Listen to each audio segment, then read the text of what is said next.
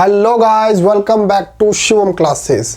अब हम अपना एक महत्वपूर्ण टॉपिक शुरू करने जा रहे हैं कि रासायनिक संयोजन के जो नियम होते हैं वो क्या होते हैं, यानी कि जो केमिकल कॉम्बिनेशन लॉ होते हैं वो क्या होते हैं, और उनको हम थोड़ा सा डिटेल के अंदर पढ़ने वाले हैं। दो नियमों को, बाकी नियमों को हम बाद में पढ़ेंगे, इसमें इतना ही कवर हो पाएगा। तो सबसे पहले तो बात करते हैं कि रासायनिक संयोजन के नियम आखिर होते क्या हैं। ये समझने से पहले एक अनाउंसमेंट आपके लिए कि अगर आपको अपनी क्लास का कंप्लीट स्टडी मटेरियल चाहिए, वो भी फ्री के अंदर, तो अभी प्ले स्टोर से शिवम क्लासेस ऐप डाउनलोड कर लीजिए। उसके अंदर सब कुछ फ्री है आपके लिए। तो चलिए शुरू करते हैं। रासायनिक संयोजन के नियम आखिर होते क्या है। देखिए, कोई भी जो अभिक्रिया होती है, क्या होती है, कोई भी जो अभिक्रिया होती है वो कुछ सिद्धांत या नियमों का अनुसरण करती है। नियमों का क्या करती है, अनुसरण करती है। उनको ही हम क्या बोलते हैं, रासायनिक संयोजन के नियम। जिन नियमों के अनुसार कोई भी जो अभिक्रिया होती है वो संपन्न होती है, उसको हम क्या बोलते हैं, रासायनिक अभिक्रियाओं का, जो रासायनिक संयोजन के नियम होते हैं। अब ये कौन कौन से होते हैं, पहले परिभाषा देख ली। किन्हीं दो या दो से अधिक पदार्थों के बीच रासायनिक जो अभिक्रिया होती है, जिन सिद्धांतों पर आधारित होती है, उन सिद्धांतों को ही क्या बोला जाता है, रासायनिक संयोजन के नियम। यानी कि दो या दो से अधिक पदार्थों के मध्य जब अभिक्रिया करवाई जा रही है, तो वह अभिक्रिया जिन नियमों के अनुसार, जिन सिद्धांतों के अनुसार पूर्ण होगी, उन्हीं नियमों को हम क्या बोलते हैं, रासायनिक संयोजन के नियम। रासायनिक संयोजन के मुख्य 6 नियम होते हैं, 6 सिद्धांत होते हैं। वो कौन कौन से होते हैं वो देखिए। पहला है द्रव्यमान संरक्षण का नियम,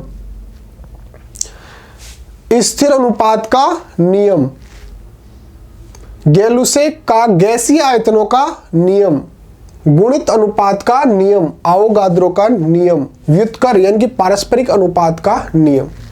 ये 6 ऐसे नियम हैं जिसके द्वारा जब दो या दो से अधिक पदार्थों के अंदर रासायनिक अभिक्रिया होती है, संपन्न होती है, तो वो जो है रासायनिक अभिक्रिया इन नियमों के अनुसार संपन्न होगी। यानी कि ये जो नियम है वो वहां पर फुलफिल होंगे, पूर्ण होंगे, तभी कोई अभिक्रिया जो है वो संपन्न हो सकती है। अब हम यहाँ पर 2 नियम पढ़ने वाले हैं। एक तो है द्रव्यमान संरक्षण का नियम और एक है स्थिर अनुपात का नियम, क्योंकि इस वीडियो के अंदर इतना ही कवर किया गया है और नेक्स्ट आगे हम ये नियम पढ़ लेंगे। देखिए, इसका थोड़ा सा बैकग्राउंड देख लो। फ्रांसीसी वैज्ञानिक लवाइजिए एवं जोसेफ एल प्राउस्ट के कई प्रायोगिक कार्यों के बाद रासायनिक संयोजन के 2 महत्वपूर्ण नियम जो निम्नलिखित हैं के बारे में अध्ययन किया जाएगा। कौन कौन से जो वो है अपने वैज्ञानिक हैं, एक तो है लवाइजिए, एक है जोसेफ एल प्राउस्ट। इन्होंने जो नियम है ये दिए थे। अब इनके जो 2 नियम हैं, एक तो है द्रव्यमान संरक्षण का नियम और एक स्थिर अनुपात का नियम। ये 2 नियम हम यहाँ पर पढ़ने वाले हैं। पहला है द्रव्यमान संरक्षण का नियम। देखिए, कोई भी जो अभिक्रिया होती है उसके अंदर क्या क्या होते हैं, जो क्रिया करते हैं उनको बोलते हैं अभिकारक, और जो क्रिया करके बनते हैं उनको बोलते हैं उत्पाद।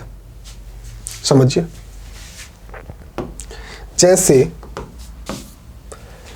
ए और बी के अंदर हम क्रिया करवा रहे हैं और हमारे पास बन रहा है ए बी, या अभिक्रिया हो गई, तो इनको तो बोलेंगे अभिकारक और इनको बोलेंगे उत्पाद। तो द्रव्यमान संरक्षण का नियम क्या बोलता है कि अभिकारों का जो द्रव्यमान होता है और जो उत्पाद का द्रव्यमान होता है वो कुल मिलाकर समान बना रहता है, यानी कि नियत बना रहता है, स्थिर बना रहता है। कहने का मतलब, कोई भी जो रासायनिक अभिक्रिया होती है उसके अंदर जो कुल द्रव्यमान जो होता है वो नियत रहता है। कोई भी रासायनिक अभिक्रिया जो होती है उसके अंदर कुल जो द्रव्यमान होता है वो नियत रहता है। इसका मतलब क्या हो गया? इसका मतलब हो गया किसी भी रासायनिक अभिक्रिया के अंदर द्रव्यमान का निर्माण नहीं किया जा सकता। अगर निर्माण किया जा सकता तो हम ये बोल देंगे कि द्रव्यमान को बढ़ाया जा सकता है, लेकिन हम क्या बोल रहे हैं, नियत रहता है, स्थिर रहता है, जितना पहले था उतना ही बाद में रहता है। तो यानी कि किसी भी रासायनिक अभिक्रिया के द्वारा द्रव्यमान को निर्मित नहीं किया जा सकता, निर्माण नहीं किया जा सकता। और दूसरा ये भी बोल सकते हैं कि द्रव्यमान का किसी भी रासायनिक अभिक्रिया में नष्ट भी नहीं किया जा सकता, उसको मिटाया भी नहीं जा सकता। अगर उसको मिटाया जा सकता तो हम यहाँ पर स्थिर की बात ही नहीं करते, हम बोलते कि कम भी किया जा सकता है। हम बोल रहे हैं स्थिर रहता है, मतलब उसको बढ़ा भी नहीं सकते, उसको कम भी नहीं कर सकते।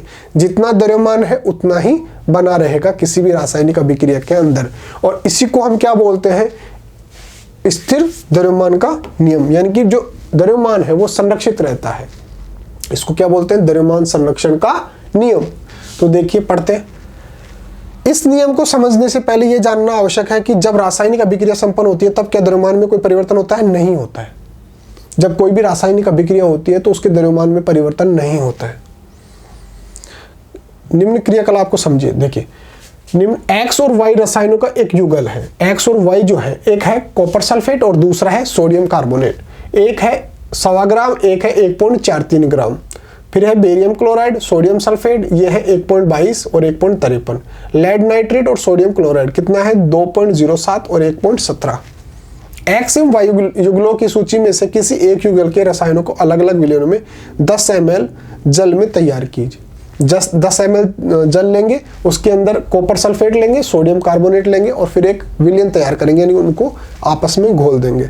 उपयुक्त तैयार युगल विलयनों में Y के विलयन को एक शंक्वाकार फ्लास्क में लीजिए एवं X के विलयन को एक छोटी सी परखनली में लीजिए। छोटी परखनली को विलय युक्त फ्लास्क में इस प्रकार लटकाइए ताकि दोनों विलयन परस्पर मिश्रित न हो। तत्पश्चात फ्लास्क के मुख पर एक कोक इसकी तरह लगा दीजिए। यहाँ पे देखिए, ये हमारे पास फ्लास्क था, इसके अंदर Y विलयन है और इसके अंदर जो फ्लास्क ले रहे हैं, इसकी ट्यूब ले रहे हैं, इसके अंदर है X विलयन। छोटी परखनली जो ये शंक्वाकार हो गया, इसके अंदर हमने क्या किया, यहाँ पे कॉर्क लगा दिया। Y विलयन युक्त शंक्वाकार फ्लास्क में डूबी हुई X विलयन युक्त छोटी परखनली। अंतर वस्तु युक्त फ्लास्क को सावधानी पूर्वक तोड़ लीजिए। अब फ्लास्क को झुकाकर इस प्रकार घुमाइए कि X एवं Y विलयन परस्पर मिश्रित हो जाए। अब इस फ्लास्क को पुनः तोड़ लीजिए। शंक्वाकार फ्लास्क में क्या अभिक्रिया हुई, फ्लास्क के मुख्य कॉर्क क्यों लगाते हैं, क्या फ्लास्क के द्रव्यमान एवं अंतर वस्तु में कोई परिवर्तन हुआ, उनके द्रव्यमान के अंदर किसी भी प्रकार का कोई परिवर्तन नहीं हो। निष्कर्ष यही निकलता है, जब दो चीजों के मध्य आपस में अभिक्रिया करवाई जाती है। हमने फ्लास्क के ऊपर जो ढक्कन लगा दिया, वो ढक्कन इसलिए लगा दिया ताकि कोई भी जो अभिक्रिया होती है उसका द्रव्यमान अगर कम हो रहा है तो ऑब्वियस सी बात है वो किसी और चीज में चेंज हो रहा है। तो वो अगर कोई चीज मान लो कि भाई गैस में परिवर्तित हो रहा है, तो गैस में भी कुछ ना कुछ भार तो होगा ही। अगर वो गैस पूरी तरह से बाहर निकल गई तो ऑब्वियस सी बात उसके द्रव्यमान में अंतर आ सकता है, इसलिए हमने उसको पैक कर दिया। उपरोक्त क्रियाकलाप के आधार पर यह कहा जा सकता है कि किसी भी रासायनिक परिवर्तन अभिक्रिया के दौरान पदार्थों के द्रव्यमान का योग उस क्रिया के उत्पाद के द्रव्यमानों के योग के बराबर होता है। यही फाइनल जो निष्कर्ष है वो है। X प्लस Y में हम क्रिया करवा रहे थे इसका, और जो उत्पाद प्राप्त हो रहा है XY, वो इन दोनों का जो योग होगा, द्रव्यमानों का जो योग होगा वो नियत बना रहेगा। कब, अभिक्रिया के पहले भी और अभिक्रिया के बाद भी। अर्थात यहाँ उपरोक्त अभिक्रिया में पदार्थों को उलट पुलट या हिला अभिक्रिया कराई जाती है जिसमें कि द्रव्यमान 1 मोल प्रयोग किया गया है, तब भी प्रतिक्रिया होने के बाद भी वह द्रव्यमान उत्पाद में 1 मोल ही अवलोकित किया जाएगा।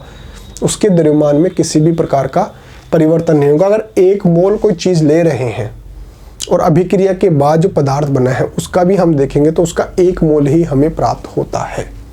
अर्थात रासायनिक संयोजन के इस नियम के अनुसार पदार्थ, ये इंपॉर्टेंट लाइन है, यही है इसका जो निचोड़ है ना कि द्रव्यमान संरक्षण का नियम क्या होता है, वो ये है।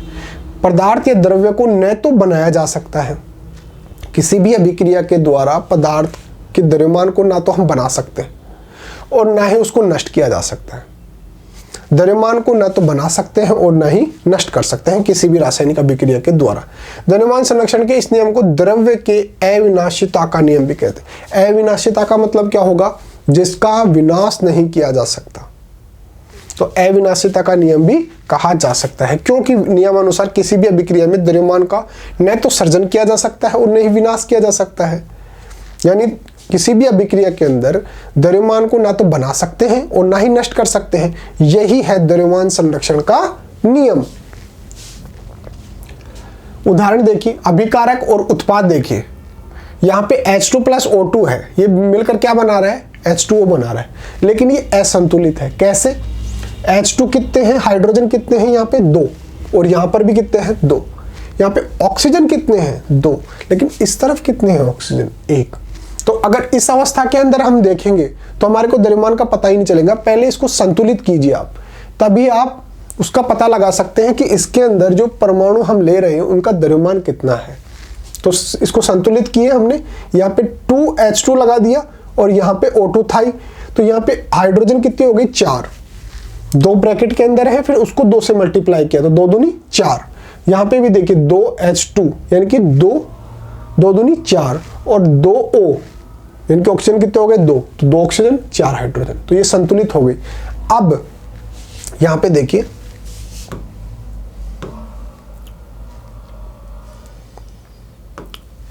यहाँ पे देखिए हाइड्रोजन का जो द्रव्यमान होता है वो कितना होता है?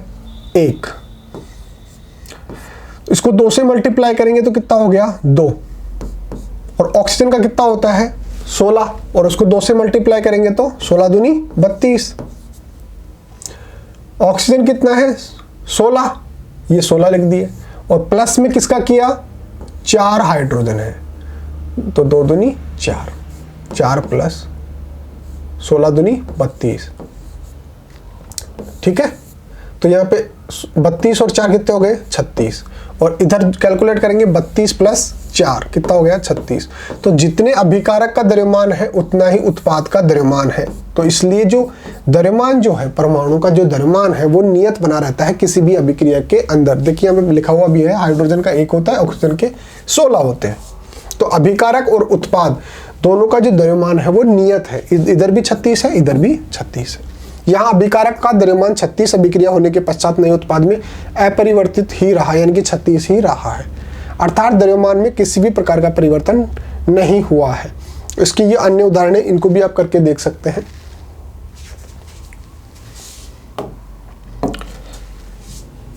तो मोटी मोटी बात यह है कि द्रव्यमान संरक्षण का नियम यह है कि किसी भी रासायनिक अभिक्रिया के अंदर जो पदार्थों का जो द्रव्यमान है वो नियत बना रहता है।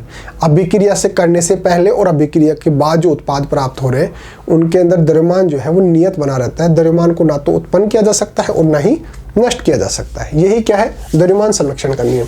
दूसरा है स्थिर अनुपात का नियम। स्थिर अनुपात का नियम ये कहता है कि दो जो चीजें होती हैं उनका द्रव्यमान जो होता है वो एक नियत अनुपात के रूप में मिलकर कोई भी जो यौगिक होते हैं, जो अणु होते हैं, उसका निर्माण करते हैं। देखिए फ्रांसीसी वैज्ञानिक लवाइजिए एवं अन्य जो वैज्ञानिक ने इस बात की पुष्टि की कि प्रत्येक रासायनिक अभिक्रिया में कोई भी यौगिक 2 या 2 से अधिक तत्वों द्वारा निर्मित होता है तथा इस प्रकार से ये प्राप्त यौगिकों में तत्वों का अनुपात निश्चित होता है, चाहे वे किसी भी स्थान से या किसी भी माध्यम द्वारा प्राप्त किए जाएंगे। उनके अंदर जो द्रव्यमान जो होगा वो नियत रहेगा।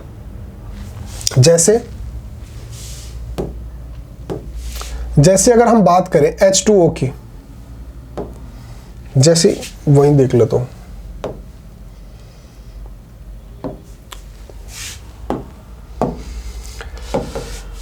जैसे H2O है, ठीक है। अब इसके अंदर हाइड्रोजन कितने हो गए? 2, और 1 हो गया उसका द्रव्यमान। ऑक्सीजन के कितने हो गए? 16।